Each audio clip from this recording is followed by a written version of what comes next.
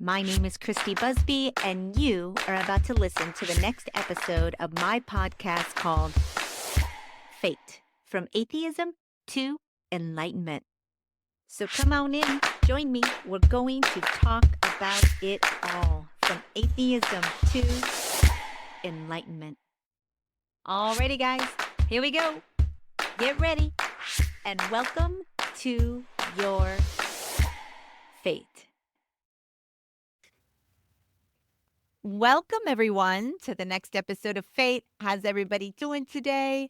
On today's show, I am bringing you Heather Regan Addis. She is the co-founder of the Mindfulness Association in the United Kingdom. She has a master's in mindfulness from the University of Aberdeen, Scotland, and she is the co-director of the Mindfulness Association, or the managing director, I should say, of the Mindfulness Association in the United Kingdom, which I think is fascinating. I didn't even know you could get a master's in mindfulness, so let's talk about that. We're talking about compassion today, guys. What does it mean to be compassionate? And how can we learn to be more compassionate? Heather, welcome to your F.A.T.E, my friend. How you doing today? I'm doing very well, thank you, Christy. How are you doing? I'm doing good. Thank Good. you for being a part of the show today. I think it's very timely to do an episode on compassion right now. I feel like there's so much turmoil going on in our world, not only globally, but I feel like everybody in their own right is going through some sort of trauma right now. Almost everybody that I talk to is having some sort of difficulty in their life. And you don't see a lot of compassion like you used to for people going through whatever they're going through. It seems that compassion is lacking overall in the tone and tenor of our culture and society these days. So I'm very grateful that you're coming on the show to talk about it. You do have a book, the Compassion-Based Living course, that we're kind of going to talk about what that entails. Mhm. But first, I always like to hear other people's spiritual journeys. How did you become the mindfulness, guru of the United Kingdom? I wouldn't quite go that far, but so I worked as a lawyer, and I was a patent lawyer, and protecting people's inventions. That was my first career, and I was used to really organizing my life, and I planned things, and the plan came off.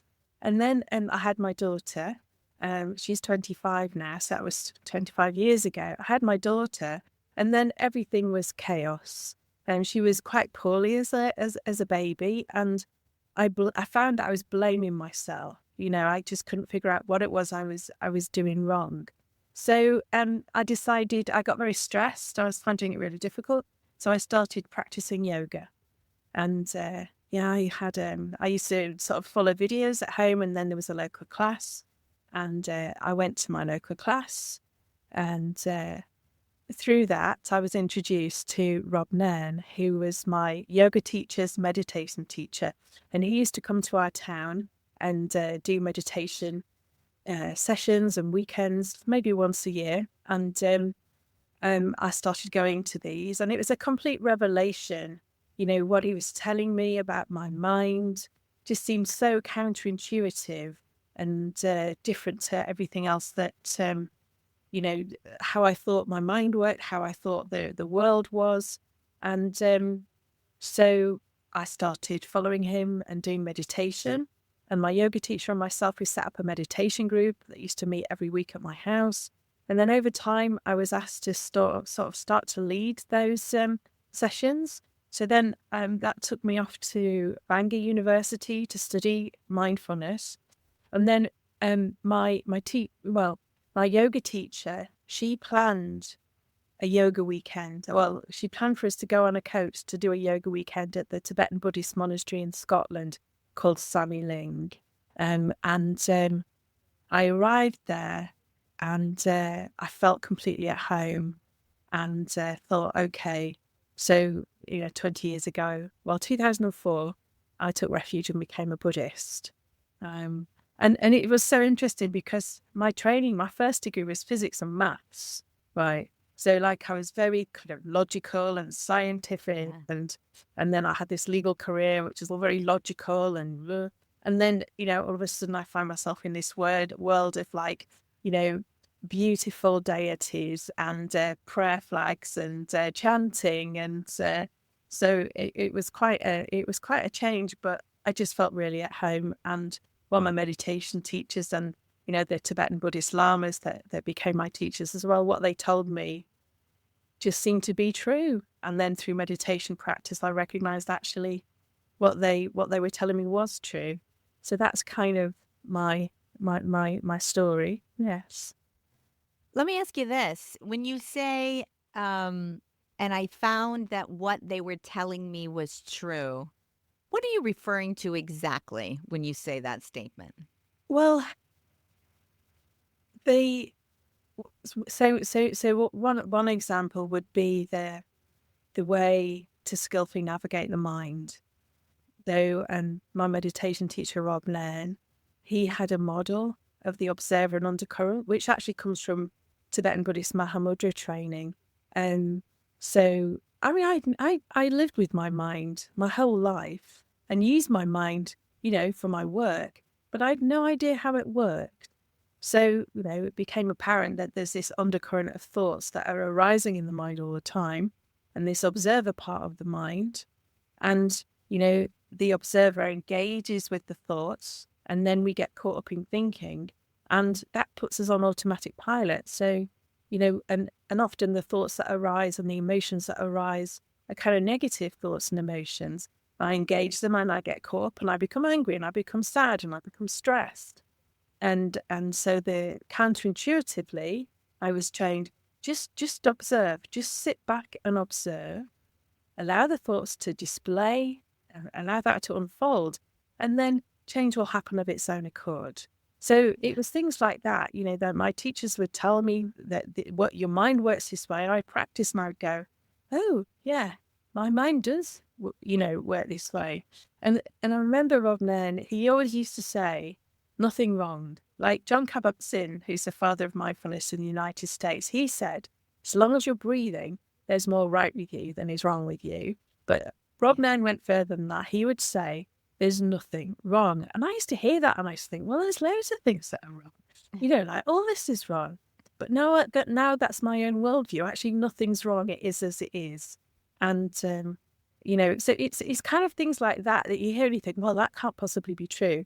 You do a bit of practice.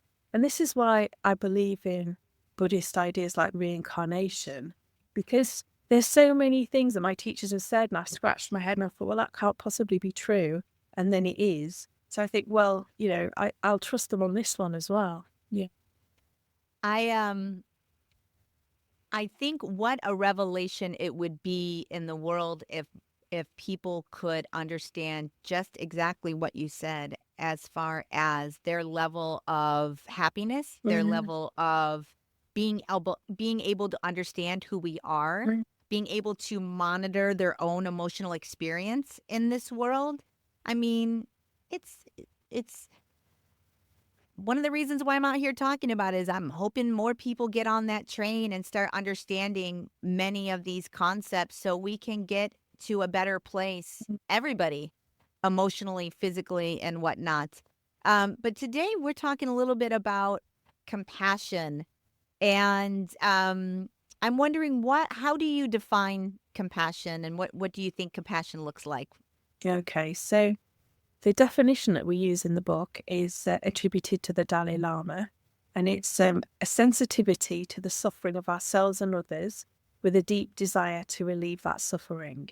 So Mhm. there's two aspects to it. One is being mindful and turning towards what's difficult, being with what's difficult without agenda. So not trying to pretend that the difficulty, the troubling thoughts or the difficult emotions, not trying to push them away or deny them, but really turning towards and being with that. That's the first aspect. So we become sensitive to our suffering.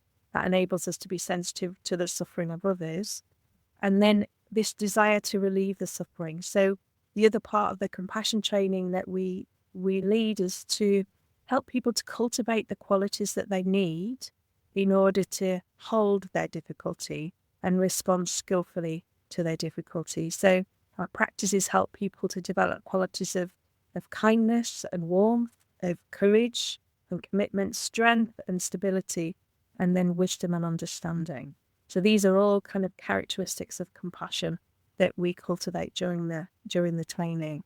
And if we have those characteristics, then we are able to respond skillfully, not only to our own suffering and struggle, but to the suffering and struggle of those around us. Working in mindfulness must be a really interesting um, perspective when it comes to human nature and how we act and how we behave. And let me ask you this. Do you feel like there's less compassion in the world today than, say, 50 years ago?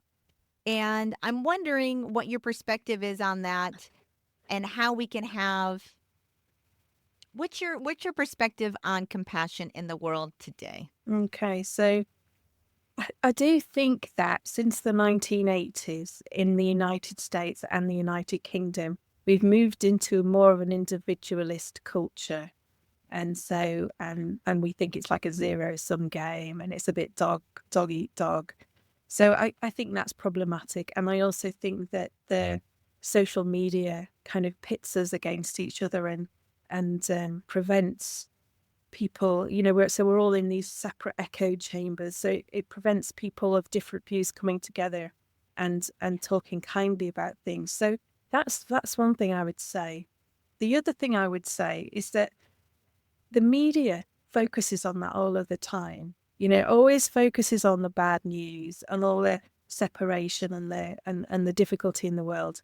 Now, within the mindfulness world, the people that I engage with, many of them are very kind and they're in caring professions and they're looking after people and they're wanting to cultivate compassion so that they can do that better.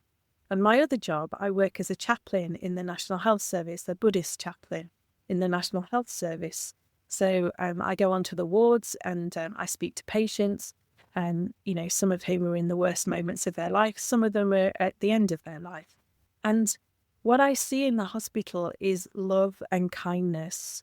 So the patients' love for their families, the families' love for their patients, the staff's care of the patients. So none of this is ever kind of on the media.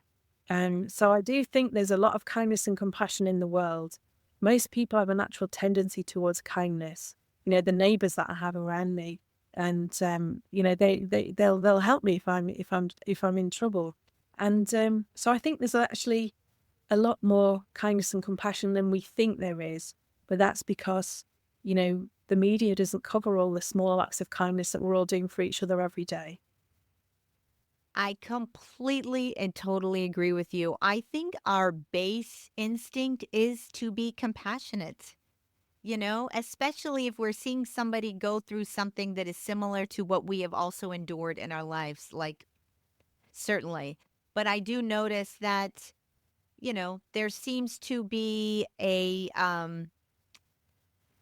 going back to the media, I feel like they're making us lose the humanity in each other. Like we almost don't see somebody that is not of like us, doesn't think like us, maybe doesn't act like us, as less than human or not worthy of compassion or even the verbiage that we use for certain categories of people dehumanizes them. And I think that's completely and totally intentional. Mhm. And I think that people need to start recognizing that when they see it. And it's one of the things I want to get into on this episode. But let's talk a little bit about your course. You have a course in compassion. How does one start to achieve true compassion? You talk about our natural selfishness that we have, that is kind of like in default mode. So why don't we talk a little bit about how we can overcome that aspect of ourselves and evoke true compassion? Yes. I think most people, when they're asked, do they want to be more compassionate, they would naturally say yes. But then often when they find out what's really entailed, as in turning towards what's difficult, they might be a bit less inclined. But we start with self-compassion in the training. That's where we go first, and we recognize that the human condition is a messy thing. We recognize that, these evolved brains that we have are not evolved for happiness, they're evolved for survival. If they were evolved for happiness, we'd all be really happy and we wouldn't have to practice meditation and compassion. But they're evolved for survival, and they're very tricky, and they're biased towards threat and negativity. So that's the first thing we recognized. And we all have so much conditioning that we've picked up through our lives, the way we were brought up, the school we went to, the culture and society that we live in. We didn't choose any of that. And yet we find ourselves in this moment with this tricky brain that we have to navigate. So we recognize it's not our fault. We didn't choose this evolved brain. We didn't choose this evolved body. We didn't choose the family we were born into, the culture and society we were born into. Many of our life experiences we didn't choose, but here we are. So it's not my fault. Like, I'm a mess. My mind's a mess. Your mind's a mess. Everyone's mind's a mess, because it's the imperfect human condition. And when we start to see that, first of all, that normalizes the trickiness and the difficulty that we all experience. But secondly, it's a doorway to compassion, because we recognize that actually, yeah, I am a bit of a mess, but can I be a compassionate mess? Can I offer myself some compassion to this messy kind of human ramshackle collection of habitual patterns that I am? Yeah. So that's where we start.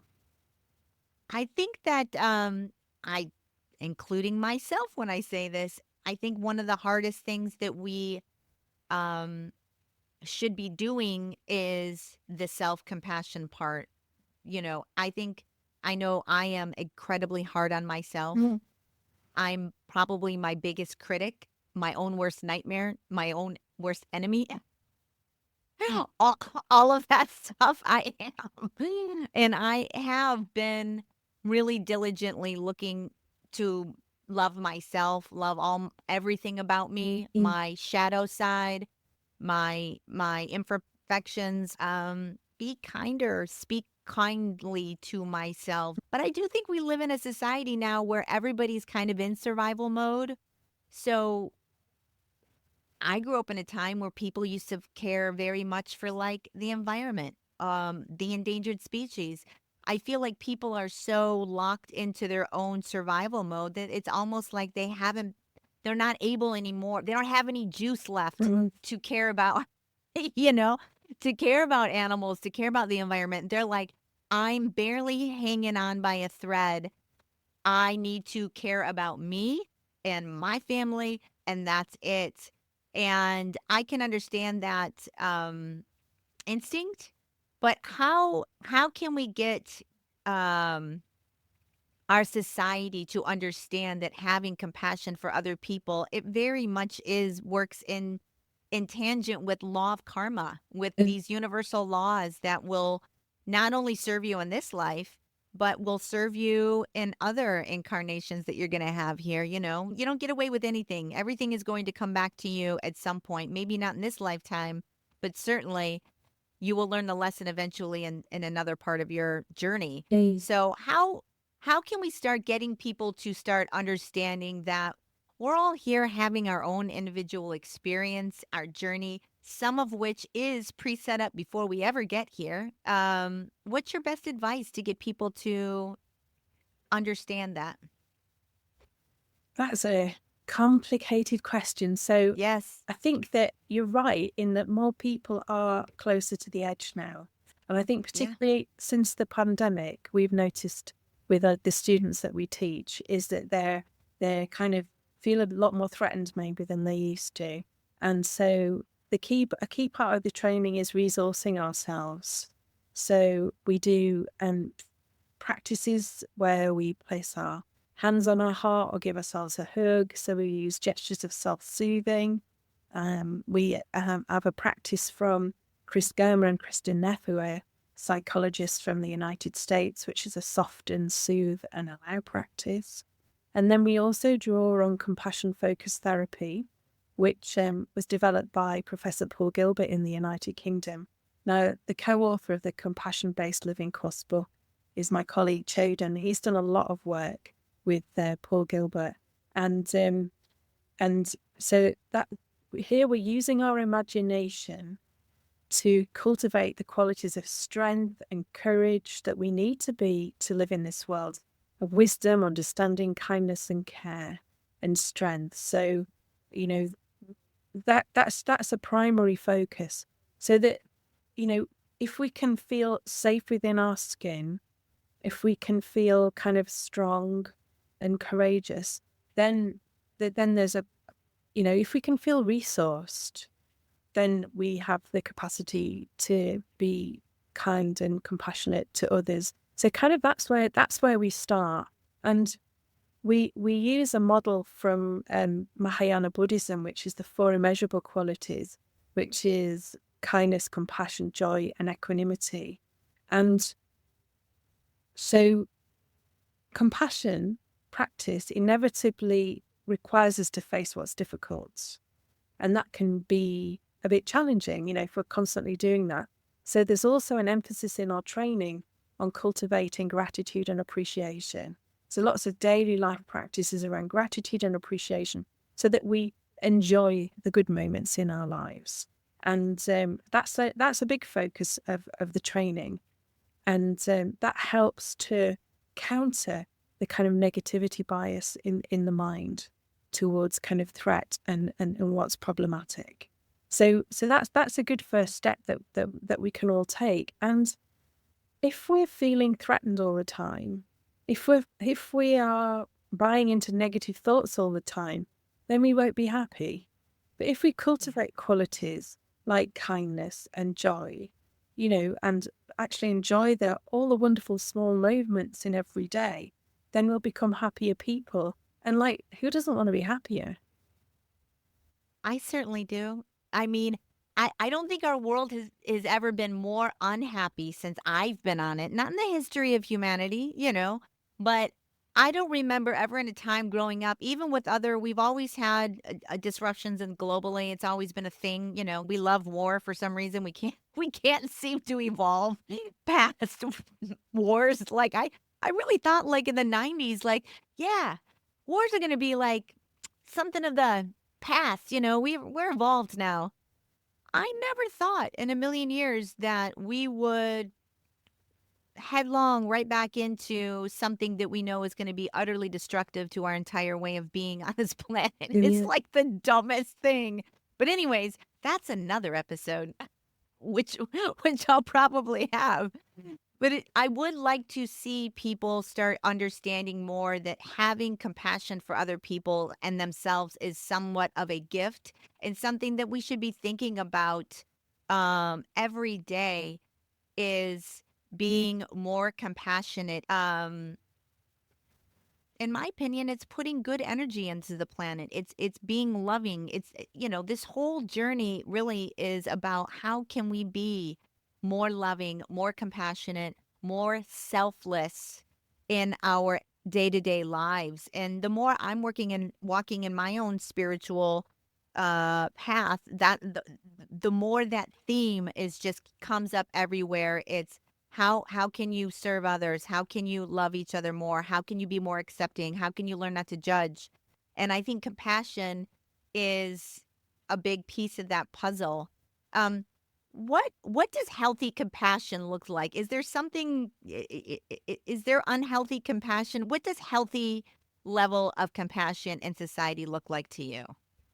Well, I think there's a lot of a lot of us were brought up to be kind to others, and we're never brought up to be kind to ourselves.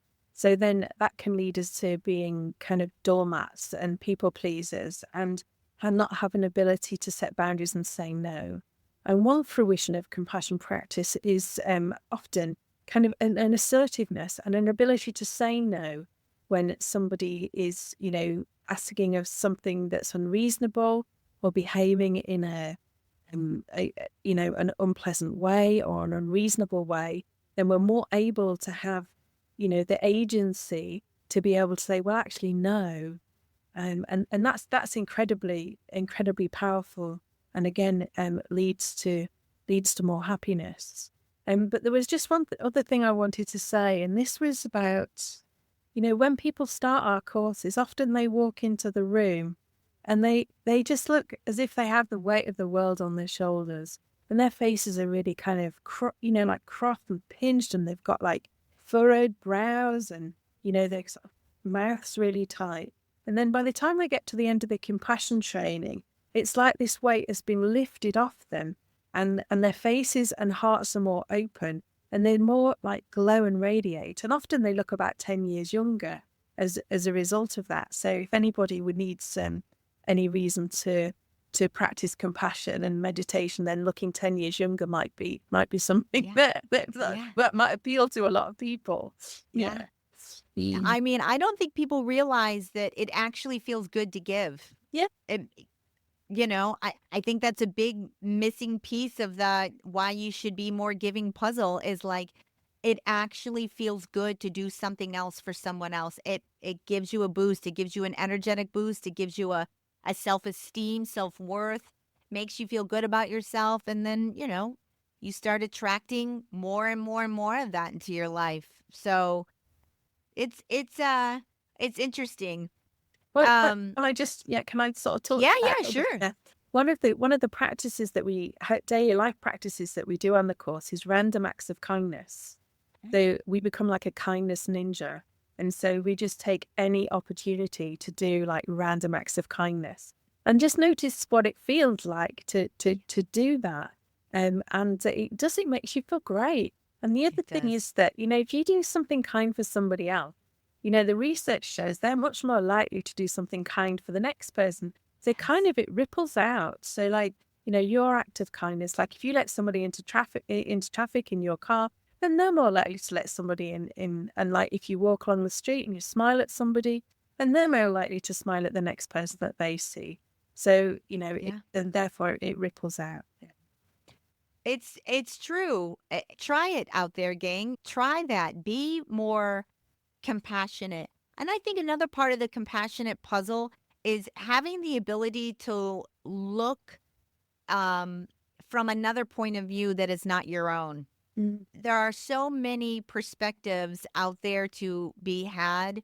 And I think one of the reasons why there's so much misalignment with each other is because we really do all see things from our own Mm. programming, Mm. from our own lens, from our own perspective. We're not capable of seeing things from other people's perspective.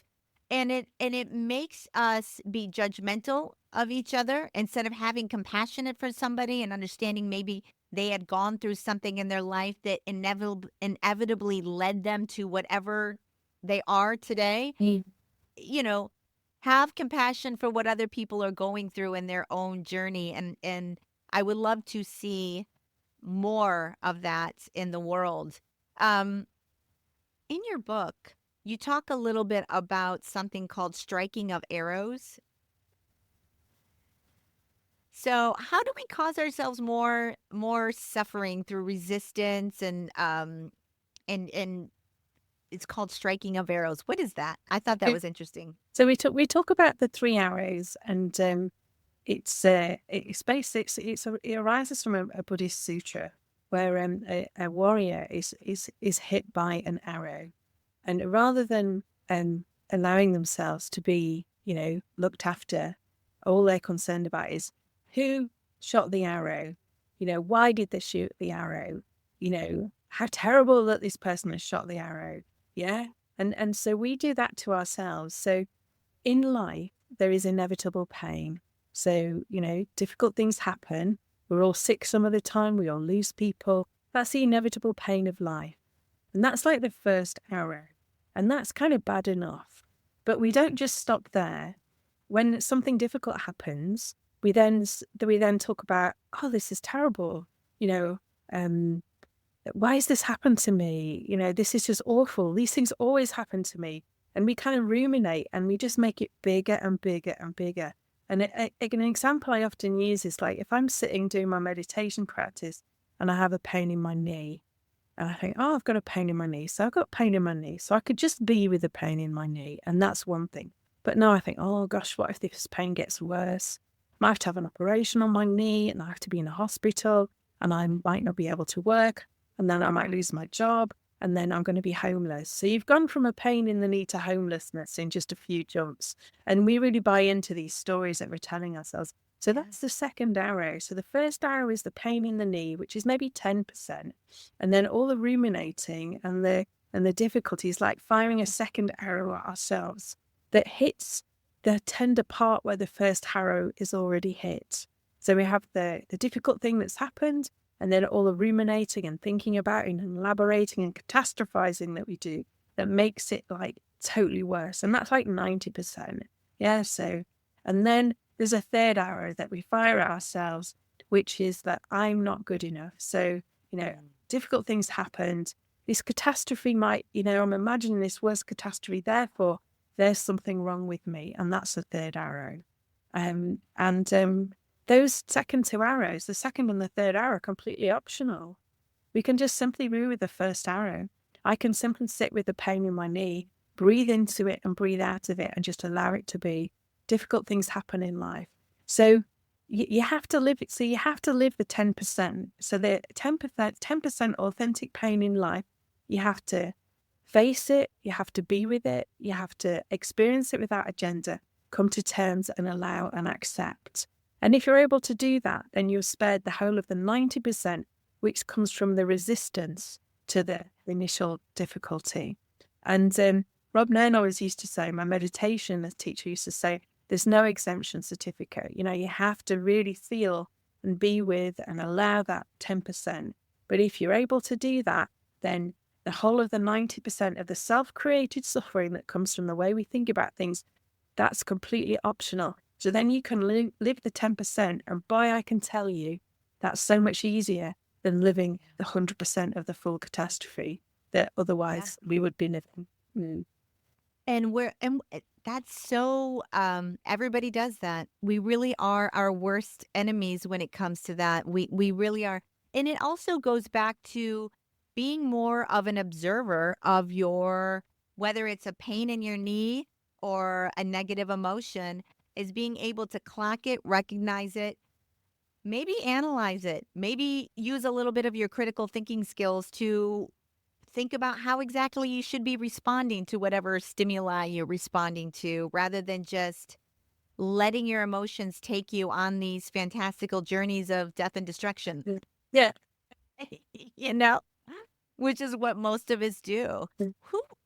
What type of people are coming to take your course? Who do you see showing up at your door? Is it a mixed bag, or is it kind of a certain type, or who do you see showing up at your Mindfulness Association door? So often they're people that are kind of are a bit older. So, Okay. Maybe 40 years onwards. So we do have some younger people that come. And the majority of people that come on our training are women. Yeah, there's not so many men come on the training. I mean, we do have men do the training, but I would say it's probably 2/3 to 3/4 women. And so less men seem to be attracted to, mindfulness and compassion training. So Well, that's a whole nother podcast right there too, yeah. as to why that is, because I don't think compassion is gender, related. But I feel like in our society we make it gender related in Yeah. a really weird way. Like, to be compassionate towards somebody is a weakness for maybe the male perspective in our culturally in our society. I think that's a huge problem.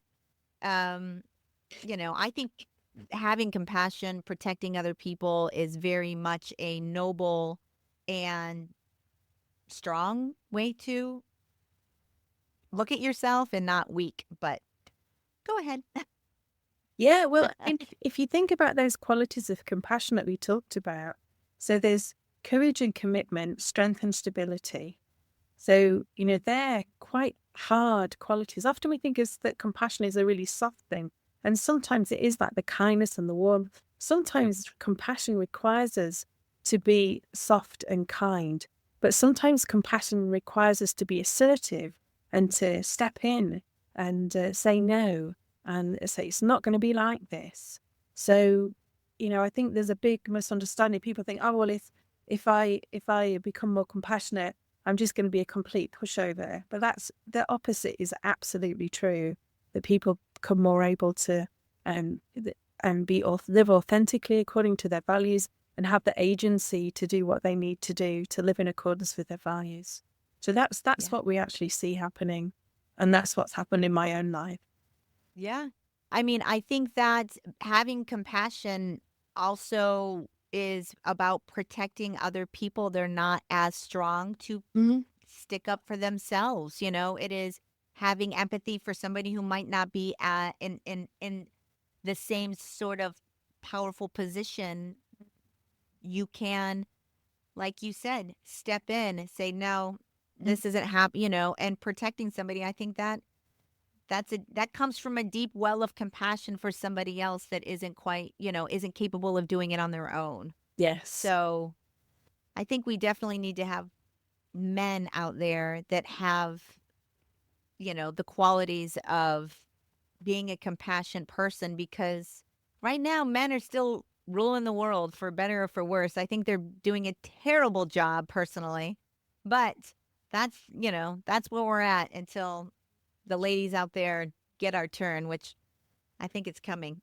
Well, let's. I think there's going to be a rise of the feminine divine for sure. You Mm, know, yes. Yeah. I can't wait. Where can people pick up this book? And is this book something that is a companion to the course, or how is this book laid out for people to learn about compassion, to learn about, how to become more of a compassionate person without losing themselves or who they are, or self-sacrifice? What Mm-hmm. do you? So first of all, you can find the book via our publisher, Collective Inc. And you can also find it on Amazon, and you can order it there. But if you want to order it from somewhere else, you can get the details of the book and go into your bookshop and they'll order it for you. So you can get it, you can get the book. And the book is laid out chapter by chapter as a course. So each chapter builds on what comes in the chapter before. So there's things to read, and there are guided practices. So in the book, you get access to a web page that has all the guided audio on there. So you can listen to the guided practices, and then do some journaling. And then when you feel that you have kind of integrated the learning from the practices for that chapter, then you move on to the next chapter. So you might spend about a week on each chapter. Yeah, so it's very systematic, the training, building on what's gone before. We start with self-compassion, and then we move on to compassion for others. Yes. And there was one thing I was going to say in response to something you said earlier, Christy. So something about like understanding other people's perspectives and like stepping into their shoes. So one of the practices we do is a metta practice, which people will be familiar with, like a loving kindness practice, where you bring to mind different groups of people and say kindness phrases for them. And this might start with a dear friend, then yourself, then somebody that is neutral, so you see them on the bus or in the shops, but you don't really know them. And then we come to the difficult person, and then we come to more, wider and wider groups of people. But particularly in relation to the difficult person, if we can say these kindness phrases for the difficult person, it often gives us insight into where that difficulty comes from. So people behave badly because they're suffering. If people are happy, they don't behave badly. So we can gain some insight into that. And then we have another practice that was popularized by Aura Glazer called aspiring, dissolving, and equalizing. And in the dissolving step, we say the loving kindness phrases for the difficult person, and then we imagine stepping into the shoes of somebody who really loves that difficult person. And what is it like to relate to that person from the shoes of the person that really loves them or really likes them? And that enables us to recognize that there's this person. Some people really love them. Some people don't know them or don't relate to them in a positive or a negative way. But we really don't like this person. So what is it that's in us that's being triggered by this difficult person? So these practices, like the kindness practices and the aspiring, dissolving, equalizing practices, they're really good to do. Like, if you're coming up to the festive season and you know that you're going to be spending time with family, and if you have some family members who are really quite, that you find irritating, doing these practices in the run up can be really helpful, because they remind you of your intention to be kind, but they also enable you to get some insight into, what's driving them to be how they are, and what is it in you that's really triggered by that. And then my experience is, when you then go to these family occasions, things go so much smoother, because there's so much more understanding. And we've reminded ourselves repeatedly of our intention, that actually what we want to be is kind. We don't want to be confrontative. I'm finding that more and more as I walk this journey of spirituality, intention is so powerful. Mm. If in mindfulness is so powerful, to be present in the moment, to be aware of what you're thinking, what you're feeling, what you're saying, having these intentions is so much more powerful than people can imagine. Yeah. And it's a practice though, man. Like, there's plenty of people that trigger me, you know? It's not easy. There are people that I would consider to be very difficult, Mm. very triggering. Um, and it is a challenge to be kind, especially because I came from being kind of a harsh person. Like, I don't hold my tongue, very well and whatnot and so on. So I do find myself um holding back and taking a beat more to Well, think about how I want to approach someone, especially when I'm aware that their behavior is irritating, annoying, triggering, or otherwise to me. It's definitely it's a practice for sure. absolutely. Um We have this idea that the obstacles are the path. The challenges are what we learn from. And one of the biggest challenges are the people in our lives that kind of really trigger us. They're the ones that we have the most to learn from. So there's an opportunity yeah. for personal growth anytime there's somebody like that in your life.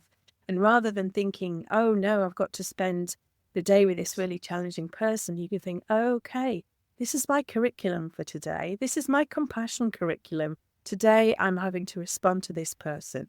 How am I gonna, how am I gonna prepare myself to then kind of engage? And then there was Yeah. something that you just said about intention. And I think that intention is so important. And intention is a significant way in which we can actually exercise our free will. My intention, really reflecting on what kind of force do I want to be in the world? What kind of Yes. qualities do I want to manifest? What kind of values do I want to live by? And in the Mindfulness Association, every single meditation that we do, we start with our posture, and then we reflect on what's my intention for this practice. Because then you trust the intention to guide the practice, because you've set that very clearly. It might be to be present, it might be to be kind to myself, it might be to cultivate qualities. But, we set that intention at the beginning, and then we allow that to drop into the back of the mind, trusting it to guide us through the rest of the meditation practice. So intention, living intentionally, as you say, is really important and It is. powerful. And powerful, I I don't think people understand how impactful what you're thinking, what your intentions are. You should be not on autopilot. You should be in your body, you know, fully aware of what you're thinking, feeling, and how your intentions are. I think very much that what is going on in the interior of body is going to show up on your exterior world Mm. in so many ways. And for me, it's been the biggest life hack I could have possibly Mhm. been turned on to, because I have changed my behavior in so many ways, and it's starting to reflect. It's not something that's going to happen overnight. It's not like you're going to have a good day and your life's going to get better. It's a practice of understanding that dwelling in negativity or in emotions that don't make you feel good Mm. are not going to bring you your highest and greatest good in life. They're just not. That's It does not serve you at all to live in that space. It only serves you to really live in a lighter, more loving, more accepting, more compassionate way. And that is going not only to serve humanity, but it serves yourself. yeah. You Yeah. know, it does. It is a self fulfilling wheel that you put yourself on when you start considering other people's feelings, considering other people's needs, and helping others. It's such a weird thing because I think people aren't compassionate to each other because they feel like they're going to have to give up something of themselves to be a truly compassionate person. And the secret is, if you're compassionate and giving, it really adds to your own life and what you're doing here, and the level of it will touch every single way in your life if you be a giving, loving person. It just does. And it makes you feel good. It gives you a boost. Um, So that because the Heather, oh, go ahead. Go ahead. the the Buddha's taught about karma, and that if we Mm. plant positive seeds in our mind stream, then positive flowers grow. And I mean, that's as you were saying, that's certainly been my experience over the last 20 years. So many wonderful things happen in my life now, and so much serendipity, so many amazing and wonderful coincidences and opportunities, and I don't go looking for them, but they just manifest in my life. But because I'm present and open, I see the opportunities and I can move in that direction. But it's like it actually feels sometimes quite magical. I'll just tell one story. So Yeah. I used to I had two lovely dogs, and they both died in 2023. They were very elderly. And I've kind of had a bit of time without the dogs. I've been traveling a lot more. And then I was thinking, okay, when it gets to this summer, I'm going to get myself another dog. And then I went away on a holiday at New Year to a farm, and they had a litter of puppies. They had a litter of Labrador puppies. And they said, come and choose a Labrador puppy. And so, I ended up with two because my daughter chose one. Then her boyfriend talked her out of it. So I ended up with these two beautiful Labrador puppies, and they just manifested in my life. And it kind of wasn't what I was planning. It was a bit earlier, but it's been absolutely perfect timing in relation to other things that have happened in my life as well. And now I have these beautiful beings in my life. These things happen. And my daughter said to me at the time, she said, these things always happen to you, Mo. Yes. And the reason I put Yes. it down to is 20 years of practicing mindfulness, kindness, compassion, and do my best to share that with others. Yeah, it's like a miracle. That is 100% right. I believe that. I've noticed even the transition in my own life. I certainly haven't been doing this 20 years, but I have noticed that the synchronicities, Mhm. constant synchronicities.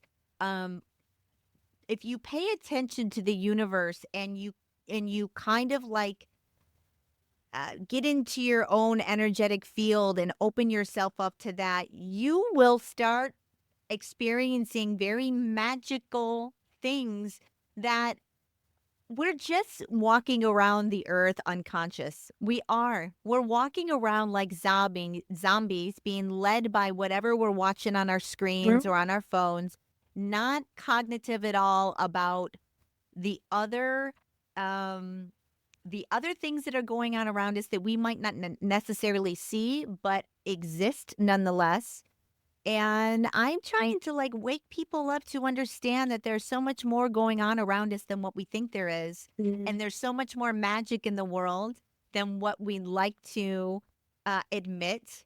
And maybe we've danced too far in the direction of scientism, and we need to pull it back a little bit and understand that the metaphysical nature of our reality, and that intention is real. Our words have power, and compassion will come back to you 10 million fold if you step into that way of being. It is um a gift that will keep on giving. I'm working on it. I try to be as compassionate as I can. I think my biggest trigger is when I am dealing with somebody who is not of great intelligence. I don't suffer fools very well. Mm. They just make me a little crazy. But I'm becoming more chill, you know? It's not my journey, you know? It's their journey, and Mhm. everybody has their own thing they have going on, their own path, their own way of being, their own biases that they probably came down to the planet here with to resolve and deal with. And everybody should just take a breath, take a beat, be more compassionate for someone that is not like you, that is going through something that you have no idea what they're going through. And always keep that at the forefront of when you're out there in the energetic world, which I feel is more chaotic than ever, Mm. more filled with despair and hate and all kinds of negative emotions that you should not get yourself bogged down in, Yeah. like that's the last thing you should be doing. Heather, I really appreciate you coming on the show and talking about compassion. I think it's a topic that should be talked about more often. It is it's starting to feel like it's something that does not exist very much in our society anymore. And I would hate to see our humanity lose its compassion for one another. It's so key in a functioning world. If we're ever going to get beyond all of these things, all these challenging times that we're in now, we need to have compassion more than ever, even to somebody that you absolutely do not agree with on anything. You should have a level of compassion for them that they're on their journey and it's not your journey, man. I'm going to put all of the book information in the show notes. What about your university? What if somebody over there in the UK was interested in is there a mindfulness university to attend? Like, is that an online thing? Like, how does it work? What is that?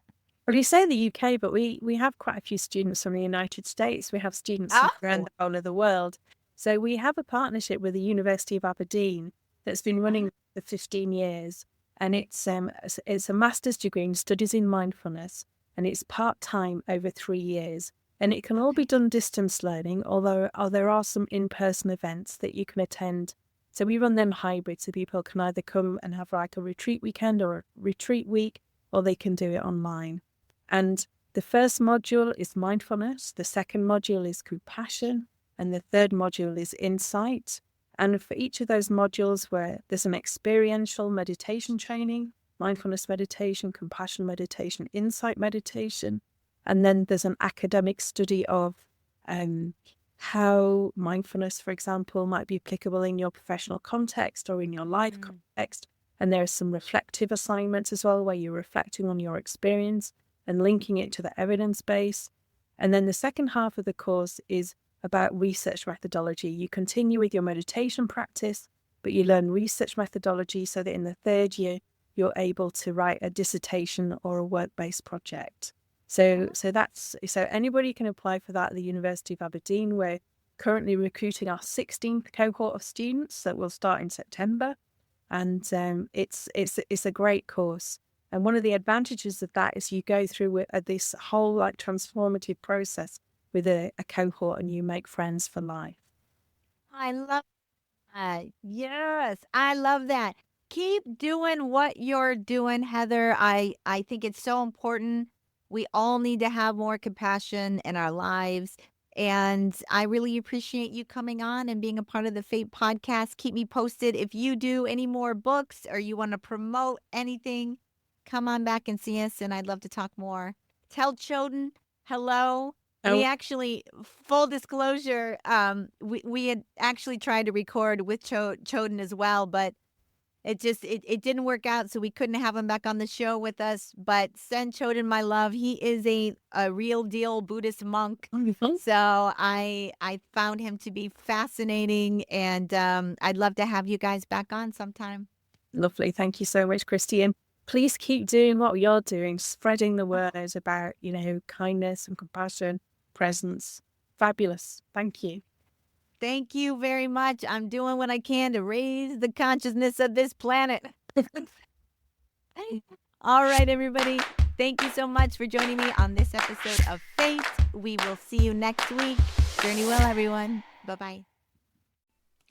And that is a wrap on this episode of Fate, From Atheism to Enlightenment.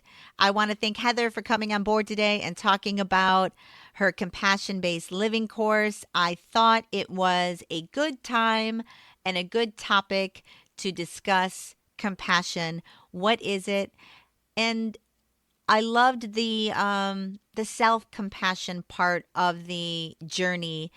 And I think before you start trotting down the path of wanting to be compassionate to someone else, turn that compassion inwards and be more loving, more kind, and more compassionate to yourself. It will inevitably lead you to be more compassionate to others. I know that I am in the process of trying to love myself, accept myself for who I am, for all of it, forgive myself. I think forgiving yourself is a huge thing in life. And I think when you can forgive yourself and let go of your mistakes, let go of,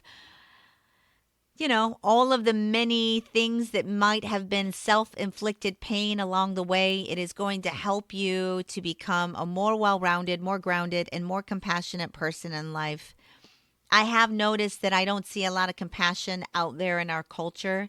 I do feel that it is looked upon as being weak. I think we go to our own camps. We look at each other as enemies, it seems, these days, especially in the United States. Unless you think, feel, act like I do, you are not worthy of compassion, I guess, is the line of thought for most out there. The dehumanization of each other through the media and through our social influencers and what is kind of huge right now. And I think compassion is looked at as a weakness or not important. But a compassionless society leads to very poor outcomes, I'd like to remind everybody. And we all need to do our part as far as being more understanding, more compassionate, and less judgmental of each other. I said it on the show. People have their own path. People have their own perspectives. Just because you don't understand somebody else's journey or how they think or who they are, it doesn't mean they don't deserve your compassion. Doesn't mean they don't deserve your empathy. I am taking my own advice here. I could be pretty harsh on people. I would, I do not suffer fools very well. And if you're in that category, I might, in my past, been a little bit harsh, a little bit chewed you up and spit you out a little bit, for lack of a better term. And I don't want to be like that anymore. I want to have compassion for people, even if I don't agree with them, even if it's not how I would behave or how I would think or how I would do things. It's not my journey. And as long as they're not hurting anyone else, I'm by no means thinks that if you are physically, mentally, or emotionally harming somebody else, I am definitely one of those people who would step in and stop it. I've always been like that since I was a very young. And I always will be. I always step in and protect people that aren't strong enough to protect themselves. That's a level of compassion. It's a level of empathy for somebody. And I'm all for that. And that is not a sign of weakness. I think compassion very much is a sign of strength. So it was a good topic to get into. It's hard to show compassion all the time. We're all busy. We're all in self-survival mode. Everybody is just trying to do the best they can with the immense amount of stress that they already currently have in their lives, whether it be financial, health, family. There's no shortage of people going through their own trials right now, it seems. But to take a beat, to think about your emotions, to ground yourself, to set intentions, to understand that being more compassionate and being more loving is only going to bring better stuff into your life. It is a bit of a life hack. When you are more loving, more kind, more compassionate, you're going to see things flow better in your life. It is synergistic. It's all the same thing, gang. So, compassion. Let's get back to it. Let's start disengaging from the rhetoric and understanding that we're all here for a limited amount of time to experience life here on the 3D plane and learn what we're here to learn. Get out there, find your soul purpose, and figure out what your passion, what gives you joy, and you know, spread a little love and compassion on the way. That's the lesson for today, kids.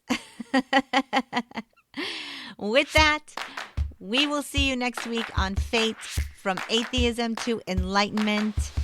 And if you want to follow the show, I'm on Instagram at F.A.T.E podcast. Follow the show. Starting to get out there more. Starting to get into my social media groove as best I can. You know the drill. Welcome to your fate, everyone. I'll see you next week. Journey well. Bye-bye.